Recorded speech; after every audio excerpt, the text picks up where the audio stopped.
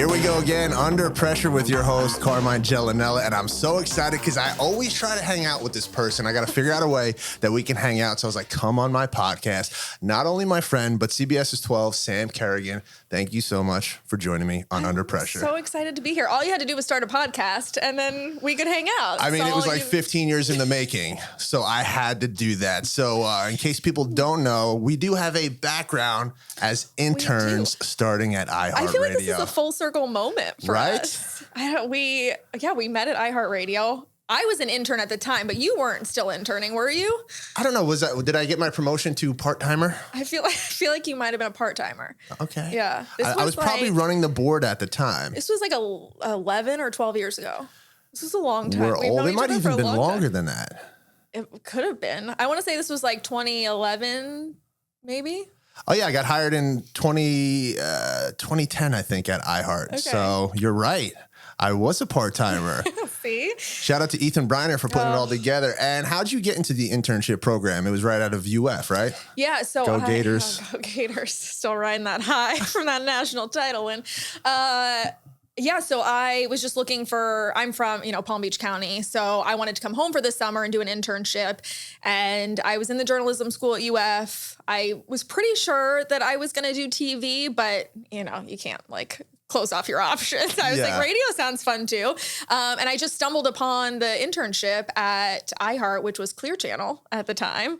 We're really dating ourselves. Jeez. Yeah, we're old. But it was a promotions intern. And that's how I met Ethan. And that's how I met you. And it was just one of the most fun summers I think I've ever had. You know what's crazy? The reason I got into radio originally is because the internship was easier to get into than TV. Because I tell everybody, I thought I was going to be like a sports anchor. I thought I was going to be on ESPN. Yeah. That did not happen. But then I was like, radio? I was like, I could probably do that. And then I kind of just fell in love with it. Yeah, I think for me, it was just, there weren't a lot of internship opportunities. I was just determined to come back to Palm Beach County for the summer. And so the one with Clear Channel was available. But it was so much fun. I think that actually made it harder for me. I thought to myself, maybe I want to do radio. Really? There was a point where you considered sticking it out into radio? Yeah. I mean, it was fantastic. And I loved the people there specifically. So everyone was amazing and just everything we did was fun. And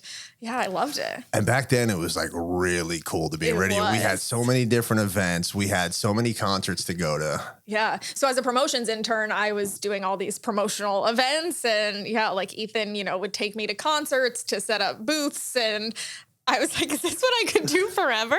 It did seem like it was too easy. And it's like, wait, do we get paid for it? And it's like, then you find out, oh yeah, you get paid, just not very well. So that's why you should enjoy it. What's one of those promotions or concerts or events that sticks out? What was one of your favorites? I remember Jason Mraz. Oh my God, that's what I was going to say. Yeah, we were there together. We met Jason Mraz. I don't know, there were so many cool things. Even 4th on Flagler here downtown. I just remember setting up for that and being there. My parents came and my friends and I just felt so cool. Yeah, Sunfest used to be my favorite. Early on Sunfest when we just had to set up a tent and then you can get reckless. Yeah. It was a good time. Have we heard anything? What they're going to do? No, I don't think anything's happening, but I did see there's another music festival. It's called 561 something or other festival, and they're bringing local bands in, and it's going to be, I think, that same weekend, next weekend or the one after. And where's it going to be? Downtown? Downtown, yeah. Wow. Yeah, you'll have to look into that. How did that escape me? I live right down there. Send you the email. Thank you. Make sure I'm copied on that because how did I not know that? I mean, the farmer's market is right down the street, and I hardly ever go to that. And the catch, too, is this is being, I think, put on by a local law firm, and it's free. So you get to come for free to this festival. And they're really hyping it up. They're like, there's no Sunfest, but so. Free? If it's free, it's for me. Yeah, that's right. So we're kind of getting ahead of ourselves, though. We're talking about events. But so did you always want to be in news or did you always want to be on TV? So I think it was always a love of journalism. I love to write. And I figured that out probably in high school. We had a really awesome TV production program. And I just thought this was really cool that I get to broadcast this for everyone at school, and I get to be the one writing the stories. And I always loved doing that. So then I went the journalism route at UF. And yeah, I think it was always that I wanted to be in news because I felt like it was important and that it was something that I would be good at. You know, what they don't tell you, just like in radio, is that when you're starting out in news, it's not easy. It's not an easy industry to break into. And a lot of people move to small towns in the middle of nowhere and you don't make a lot of money and, you know, you're doing it all on your own. But at the end of the day, if it's what you want to do, you know, it's worth it. You make it work. I think that was very fortunate that you were able to stick to where you live and get your start there because once you left iHeart with the internship, you got into CBS 12, right? Yeah, so after I graduated from UF, I got the job. It was probably about 4 months after I graduated from UF. I got the job at CBS 12 as a video editor. Okay. Yeah, so I just got my foot in the door. Even at that point, I just thought, well, let me get in a real newsroom and see what it's all about.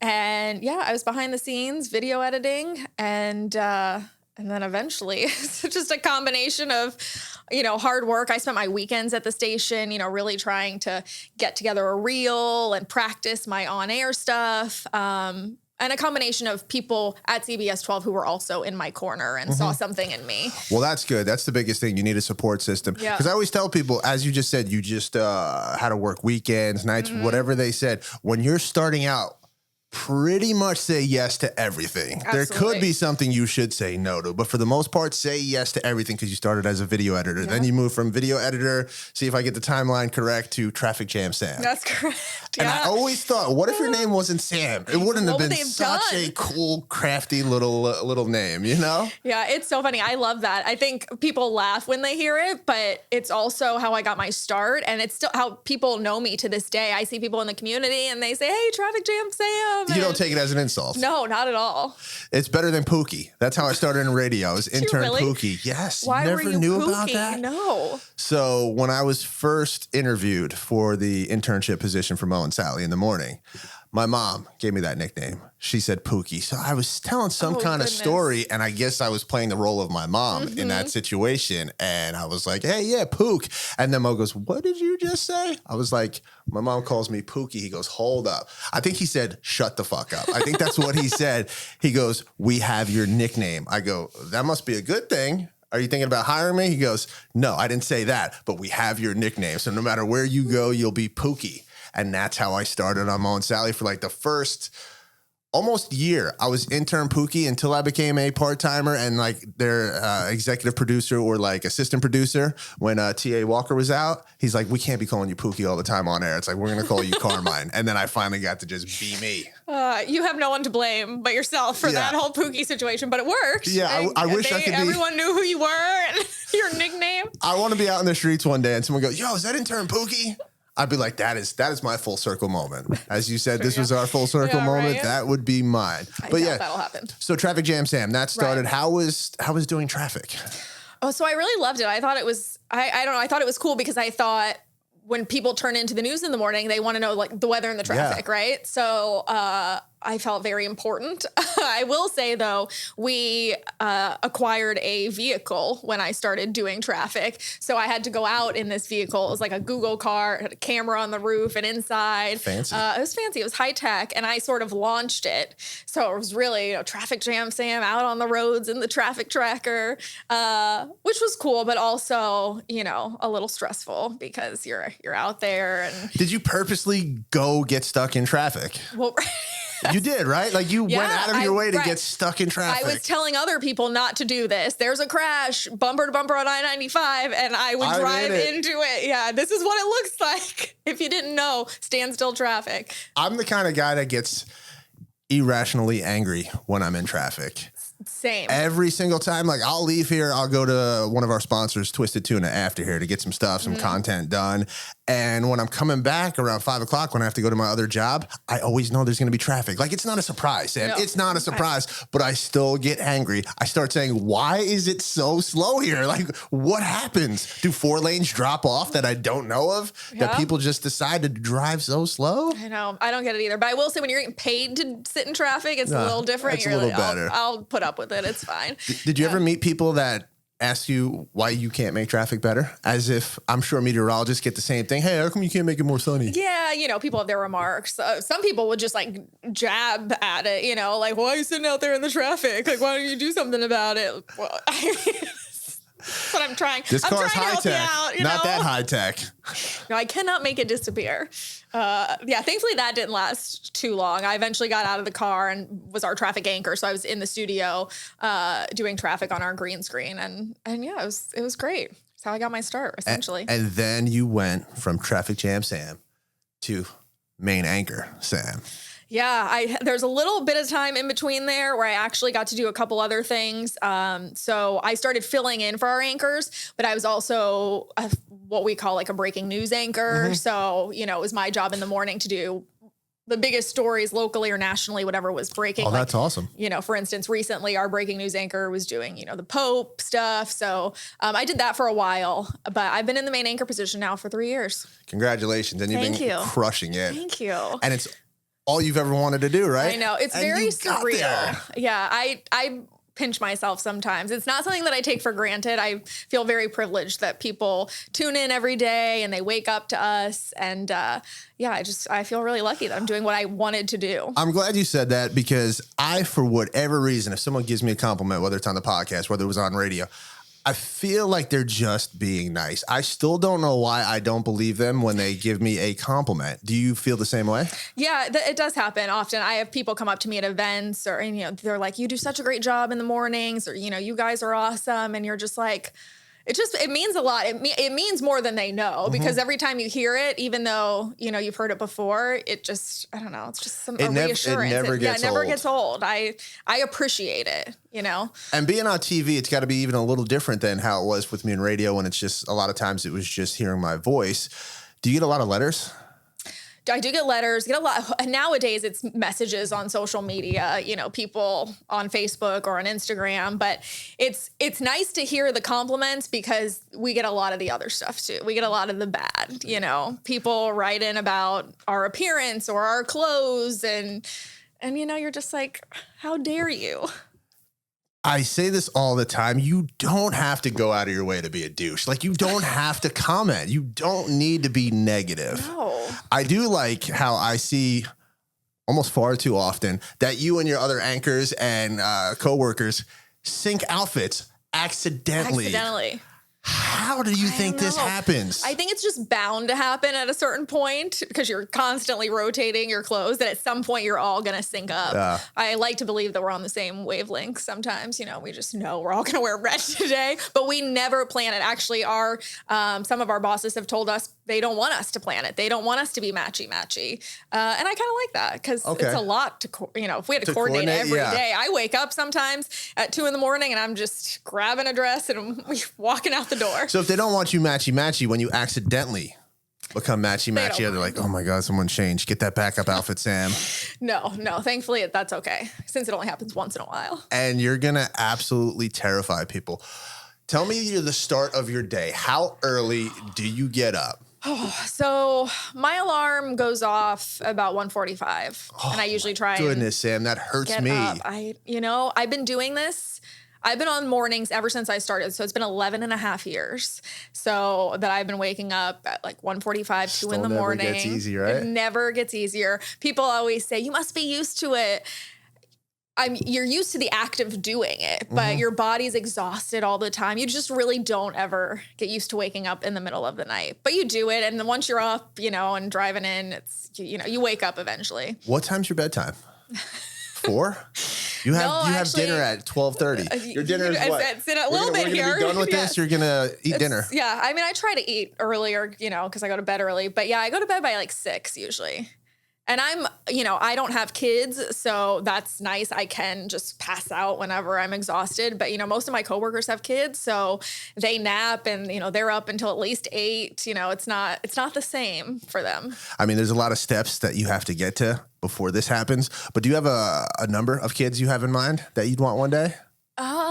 I definitely want 2 kids. 2? Yeah. Because you're not an only child. It's you and your brother, right? Yeah, it's me and my brother, So it has to be at least a partner in crime. Yeah, I think there's got to be 2. I'd be okay with 3. I think that's the most I would do. 3? All right, cut it off then. Be like, hey, listen, That's it. I know I look good, but we got to figure something out. That's right. We're not having another kid. And speaking of your brother's doing big things, right? Out in Cali? My brother's in California. Yeah, he's in Los Angeles. He just got engaged. Oh, congratulations. Yeah, so excited. I got to give him a shout out. Him and his girlfriend, they've been together for about 10 years, actually. Okay, so it was time for him to, shit or get off the pot. They're a little younger. He just turned 30 and they met in college. So, they've just been dating and it was just finally time. So they got engaged. But he went to film school out at USC and he's very talented. He does animation and special effects, but he essentially is constantly creating. He makes short films and little series for social media. He voices them over. He animates them. He writes them. Damn, he does it all. He does it all. And then he pitches, to Sony and Fox. And how has AI affected his job, though? It's a good question. I haven't really ever talked to him about that. I don't think he feels like it's a negative thing. So, what about in the newsroom? Do you guys use AI often, or do you guys try to stay away from it as much as possible? Stay away from AI. Yeah, it's a no-no. It's scary. I think people rely far too often on it. I talked to a singer-songwriter, Elenice, about it, and I was like, you can create a whole artist with AI. I never even see him. And then people, because she was talking about this girl group, she heard a song from this girl group. She's like, this was amazing. She looked them up. They're all artificial. That's unreal. I don't even know how that's possible, but it's kind of scary. And I mean, obviously in a newsroom, what kind of news organization would we be if, we were trying to create stuff out of the deep fake Sam Kerrigan. Obviously we would not be a reliable source. So we stay away from the AI, but I hope there's not an AI Sam Kerrigan someday. There's a lot of creepy guys out there like, oh, wait a second. They're going to see this. Don't worry, there are plenty. Dear Sam, in your DMs, here's my artificial Sam Kerrigan. She loves me very much. We just got engaged recently. It's virtually real love. Uncomfortable. But let's talk about some of the most rewarding news stories you've had a chance to do. So I get to do a lot of rewarding news stories because I do our Hometown Heroes segment at CBS 12 News. I love that segment, by the way. Yeah, I feel so lucky that I'm the one that gets to do it because it breaks up all the bad news that we're talking about all the time. And I get to meet people in the community who are just doing the coolest things. And I've talked to people who are 100 years old and still volunteering in the community at a soup kitchen because... Did you ask their secret to longevity? And I guarantee it was like 9 packs of cigarettes and a Diet Coke. I don't remember what he told. I don't remember what he told me. He was so reserved. I think what he did tell me is it was volunteering and being around people who shared just the same goals and the kind of lifestyle. You have to be active. That is definitely the key. As soon as you decide to retire and do nothing, that's when heaven's calling. Yeah. It happens far too often. That is very true. But I just recently I talked to a high schooler who was born with a congenital heart defect. And so he started a nonprofit. He's in high school, started a nonprofit, and is getting medical equipment to hospitals in Honduras for surgeries there for babies with heart defects. And he's just a high schooler. There are some incredible people in the community and, I get to meet them all the time. People email me or they, reach out on social media. It's usually you've got to meet so-and-so. And everyone, it's, they're just so appreciative that you're talking to them and you're going to spread awareness for their mission. But really, I'm the one who's thinking, oh my gosh, I'm so glad I got to meet you. And it's amazing. I hope the comments are usually positive with your Hometown Hero segment. Yeah. I was like, those are some evil people. Yeah, out there. No, we get a lot of good comments and I get feedback sometimes, from the people I'm featuring. They have other people reach out to them. It actually works, and they get to spread their mission even further. And, someone's asking them to come meet with them and they want to get the medical equipment in another country and things like that. And then you just feel okay, well, this is worth it. I'm doing my job. And you're successful. You ever interview these people like that kid in high school and be like, what am I doing with my life? Even though you're in such a great position. I think about that all the time. I'm just what is my purpose? Because, it's just so funny. But yes, I do think that all the time. But I guess it's a good thing, right? That you get to meet these people and you're like, should I be doing something else? You're help spreading the word. It's should I volunteer at a soup kitchen? I need to do more. Speaking of, though, you do a lot of different events. Yes. Some of your favorite events that you get to take part in. So I've got to talk about Chasing a Dream Foundation. I love Chasing a Dream Foundation. I actually found them. Someone emailed me, and this is how it started as a hometown hero. They told me I needed to meet the founder of the organization because she was just, helping families in our community. And she was just so selfless. So Chasing a Dream Foundation supports families with kids who are battling cancer or life-threatening illnesses. And Lori Griffith, who started the foundation, just put her heart and soul into it. She worked in hospital administration for years, and she saw what happened to these families when they come in there and their kids have cancer. They lose their house, they lose their cars because they're paying these medical bills. And I mean, who wouldn't, be putting everything into saving their child? Yeah. So she started this foundation, and we just had their annual gala in March, and it was fantastic. We raised $500,000. Wow. Congratulations. Yeah. So it's just, I love them. I love being a part of, a small part of their family and their mission. I love Best Buddies. I was at the Best Buddies Friendship Walk on Saturday. My co-anchor, Matt, he's a big part of the Best Buddies locally. But it's so great. And yesterday I was at Tri-County Animal Rescue's annual brunch with all the dogs and supporting the shelter. And I think that's one of the best parts of the job is that I love being involved in the community because I grew up here. I'm from here, and you don't have to fake it. Yeah. I want to be out there. I want to be supporting these people.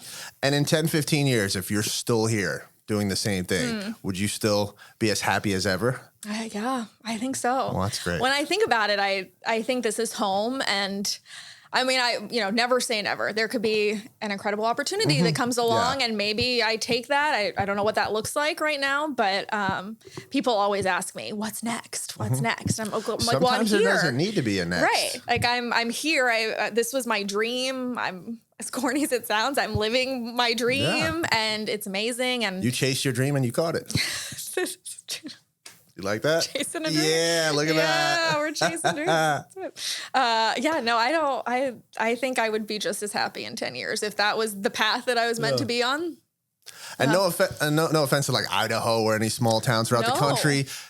You're in a really, really great spot.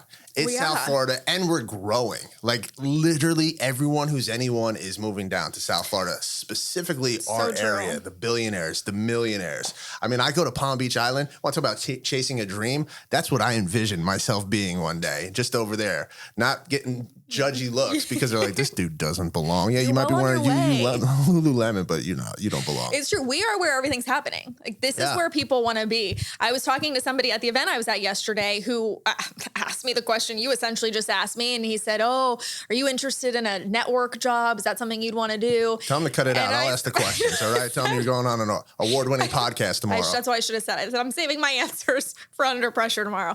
But I did tell him that, if the network called me, I'd consider it. But I said, moving to New York, big city, that wasn't, necessarily my dream. And he said, New York's not the cool New York I grew up in. He said, terrible. Yeah, that's what I don't even claim New York. He said it's awful and everyone's in Palm Beach now. And I was like, wow, he's right.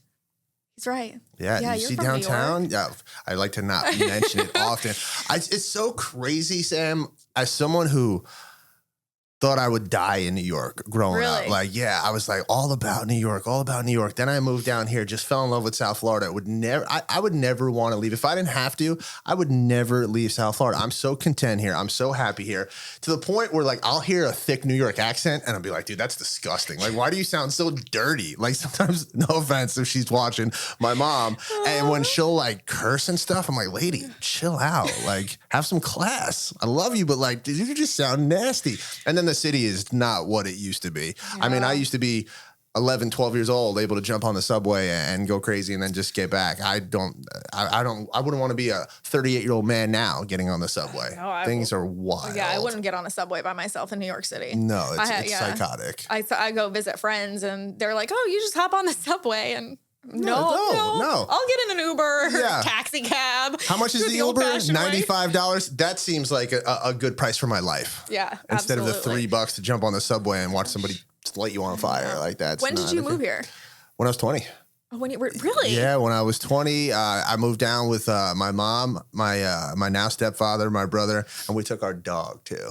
Oh, well, My dog that Precious, was yeah. kind of you to take the dog with It you. was. Well, it was either she was going to stay with my dad or she came with us. And I was like, Oh. I really love this dog. Oh, yeah. So we came down here. We moved to Abacoa, which I Okay. loved. If I was Yeah. going to raise a family, I think it might be in the Jupiter area. I've always said like Palm Beach. As much as I love West Palm, it's building up, but it's more like a nightlife for a younger crowd. Yeah. So I definitely would like to raise a family, I think, in Jupiter. Yeah, I think I've been spending a little more time in Jupiter recently because it's a little more laid back and it's a fun atmosphere. It's a fun town. Speaking of Abacoa, I feel like we have to talk about this because you were in radio, but they're having concerts, like big concerts in concerts Abacoa all the time. Like Chris Jansen, who's like a fairly big country music star, just had a concert at Abacoa. It takes for like $50.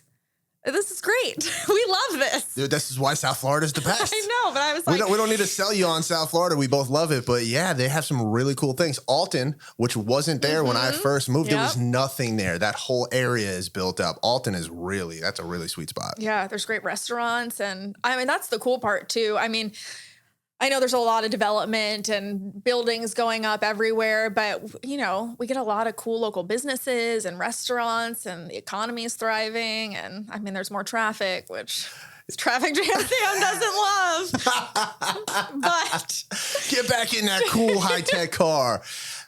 Are you a foodie? Would you say you're a foodie? no, I don't think I'm a foodie actually. Really? Yeah. I mean, I do love to check out local spots, but I'm not like documenting my food and That is things like that. the one thing I'm going to have to start doing it again. But when I used to do stuff for radio, I used to have a chance, whether it was like Flavor South Florida, like be like a quote unquote influencer for food. I love it and I hate it because I love to just sit down and enjoy my food. Right. When I have to document it, I'm like, this is like a lot. But there are so many incredible world-class restaurants down here, even some hole-in-the-wall places that you're like, okay, this is my secret spot. Yeah. Like Brass Ring. You ever go to Brass Ring? Yeah, Oof. the burger at Brass Ring. Burger at Brass Ring is great. The first time If you don't know, now you know. The first time I went to Brass Ring and they gave you that super cold mug. I was with Mo and Sally. I think I was still Pookie at the time. Where were They you? took Pookie out for the Brass Ring.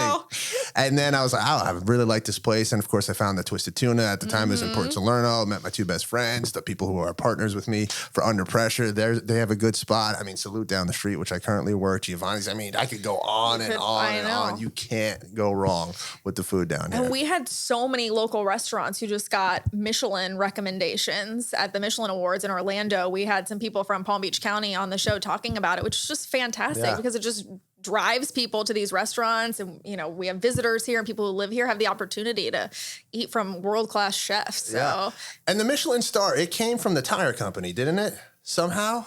I really think it did. I'm not going to get into that conversation because I don't know. I know you don't know, and I wish I knew. I'll Google this at some point. I think it had to do something with the tire company, and I guess when they were traveling, and they started like recommending places to eat. That could be totally cool if that. But yeah, I'm pretty sure it has to do with the tire company.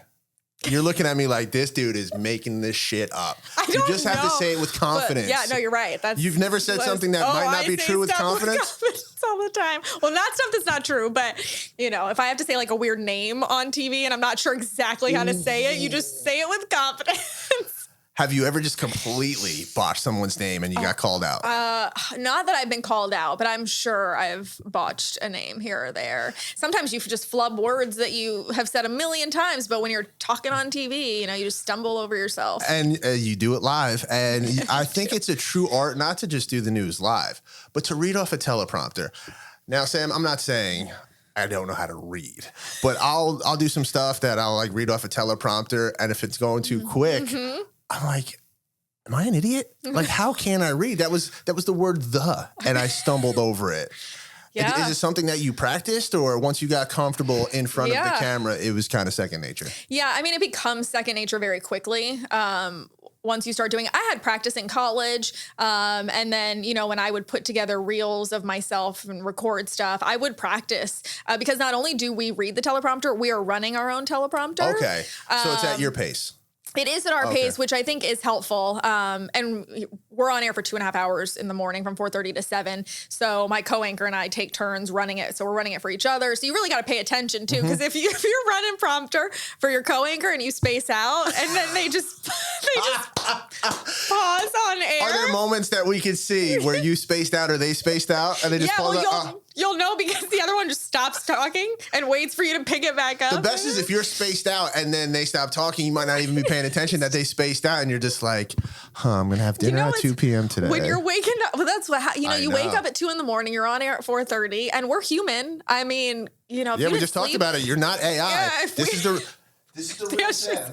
If I didn't sleep the night before, and we've all got stuff going on. I think that's a hard part of the job is that, if you're having a bad day, no one gets to know that you're having a bad day. I'm glad you say that. I've talked about this so often on the podcast. Yeah, I mean, nobody cares. I can't come in here and say my life sucks. Be like, hey, Sam, talk about yourself because, yeah, I'm going through a breakup. My life sucks. I'm going to get kicked out of my apartment. Like things like that. No. I'm not saying those are true things. No, they might be true things, but we'll see.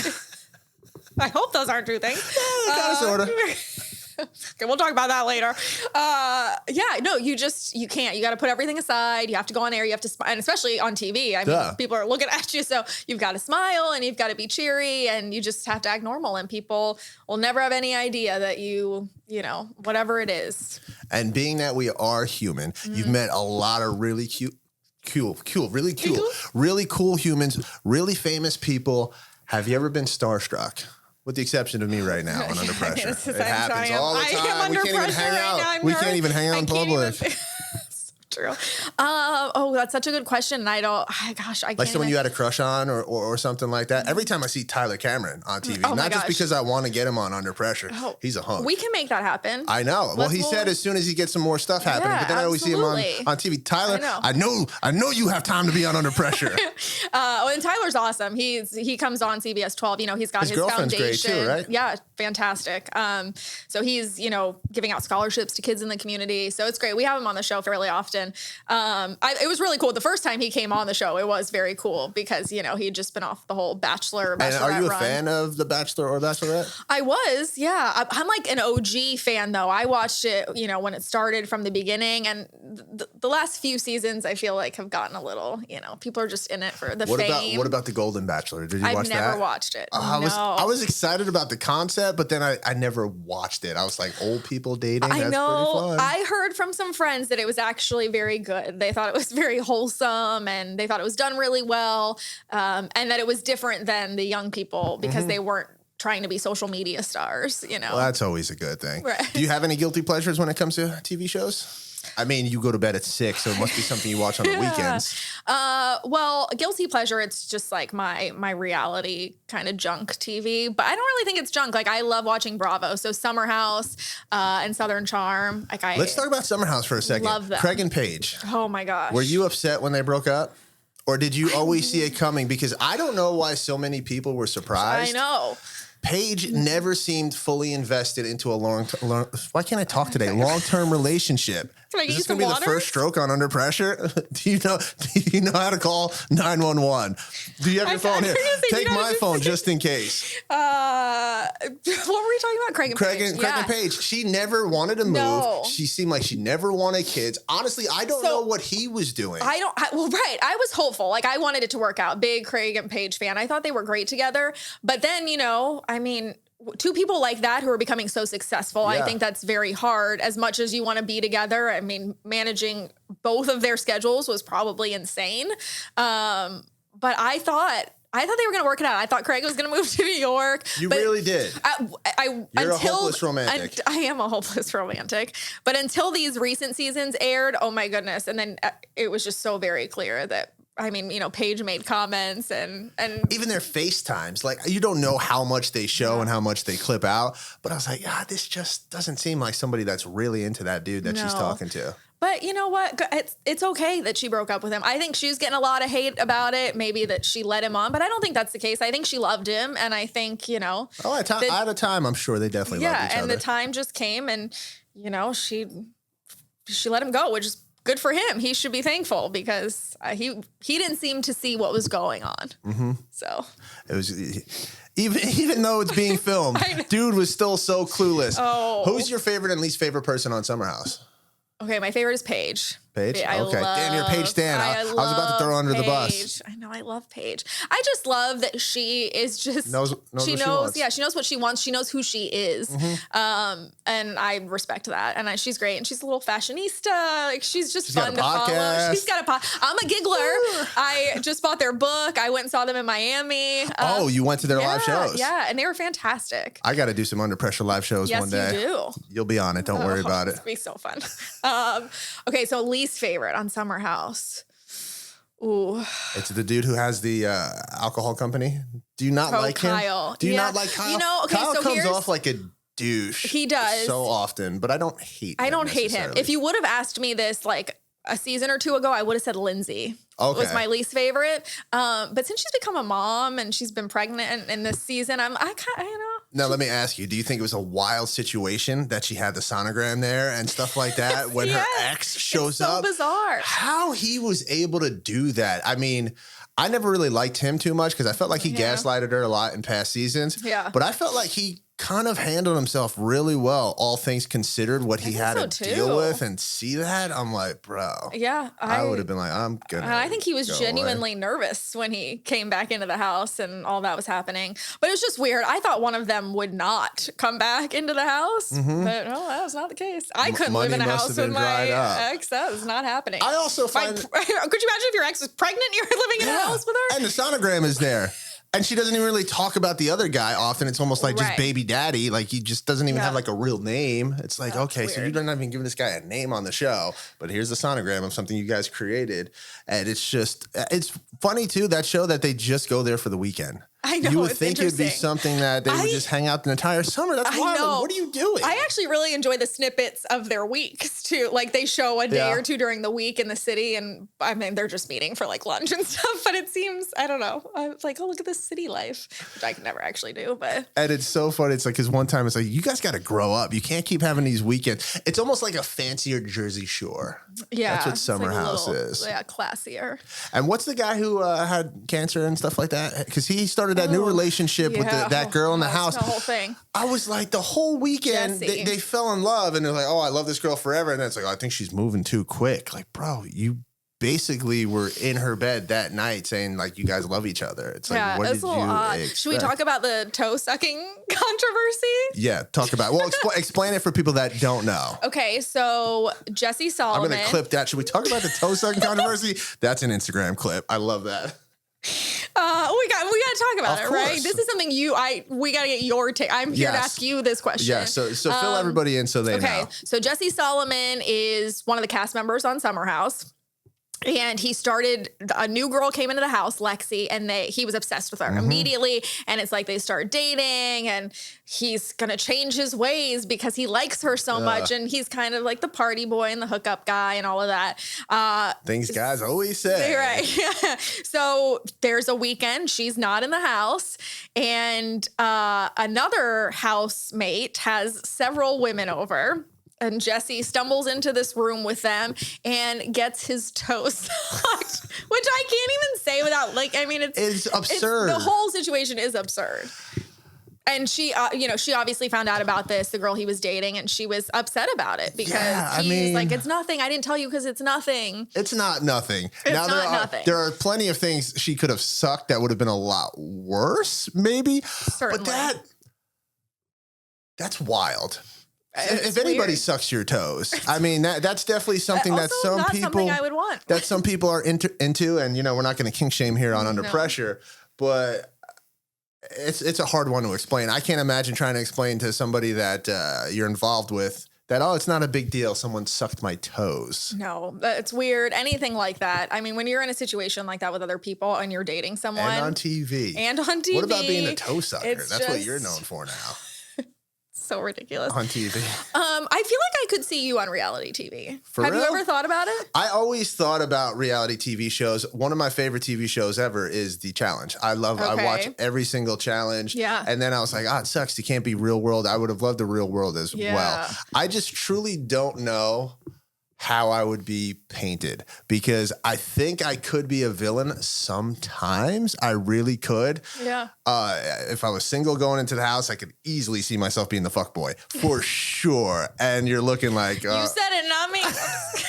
So I could see that as well, but I think I would love reality TV show, but I'd also love a competition based game because I would love the scheme. I would love the politic. I think that would be something that could be really good at. Okay. No Amazing Race for you.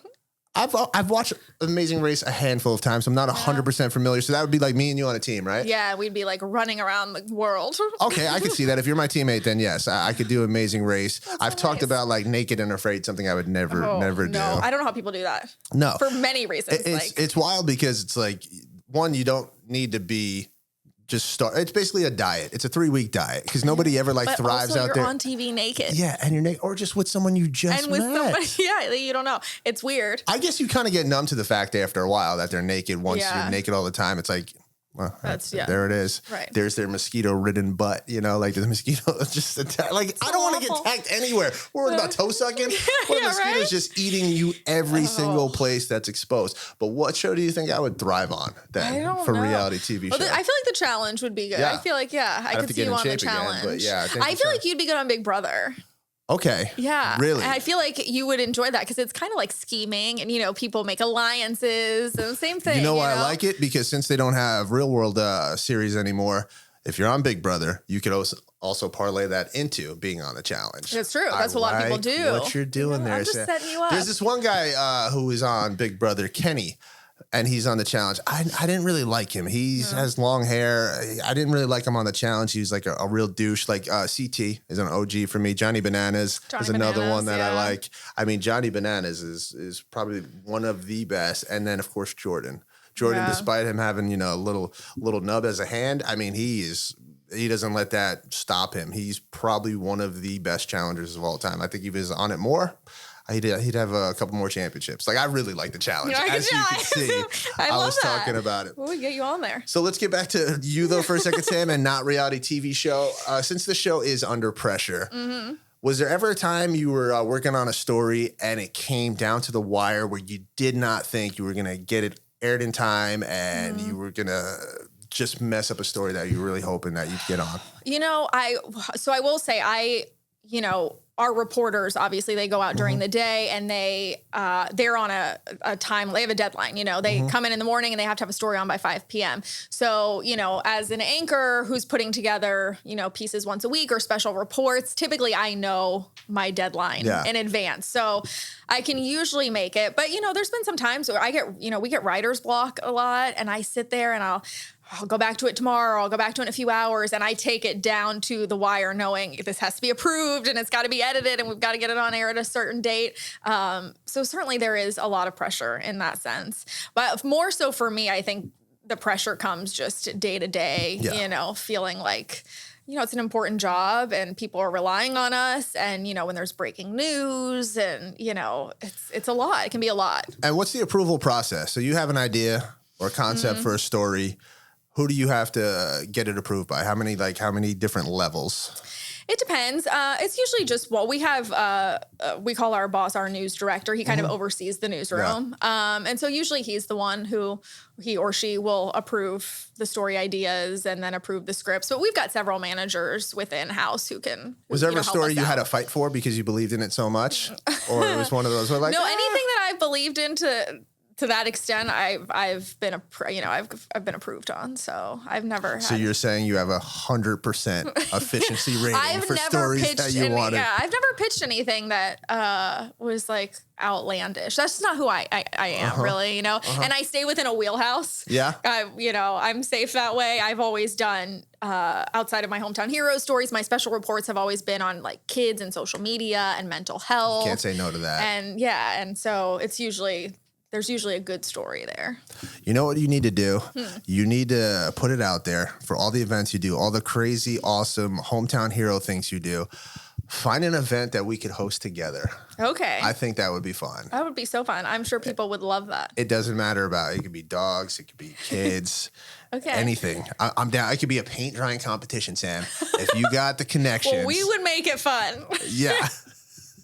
Okay, I'll do that. I'm going to work on that. That would be awesome. I promise. I have you on camera. I promise. On audio saying that, so you can't. Think you promise as well? You Now that's official like a whistle. So Sam, tell everybody how they can get in contact with you. Reach out to me on social media. I'm very active on social media. Instagram, you can follow me at Sam Kerrigan. If you're on Facebook, it's at SamCBS12. I would love to connect with anyone who, if you have a story idea or especially the hometown heroes. If absolutely. You got a great idea for that, please reach out to me. I love to connect with people in the community. If you've got events going on or a good cause, we do a lot of live interviews on our show too at 9 a.m. ARC, Florida.